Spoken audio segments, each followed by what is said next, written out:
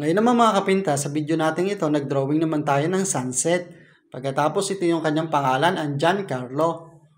Ginawa lang natin ditong kulay ay hatian. Ibabaw ay kulay dilaw, sa ilalim naman ay kulay dalandan. Ganito lang ang ginawa natin lettering dito, yung simple lang para maiba naman. Pagkatapos mga kapinta, magpapaganda lang talaga dito yung pagkukulong ng kulay itim.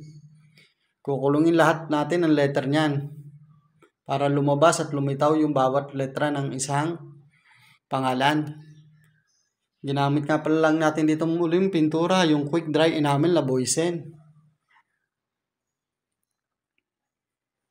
Pagkatapos mga kapintan yung makulungan ito, dito naman tayo sa ating ginawang logo. Ito mga kapintan, ginawa natin logo dito, yung sunset. Inunahan muna natin siya, yung pinaka-sunset niya, kulay orange muna, pagkatapos kulay dilaw.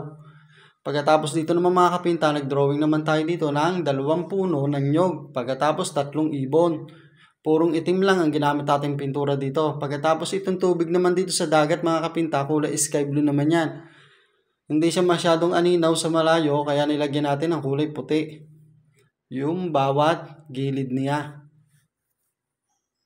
Kung nagustuhan nyo mga kapinta ang ating video, huwag nyo kalimutan mag-follow. Siyempre, pakishare na rin po. Patulong na rin sa ating mga video. Maraming salamat po sa panonood.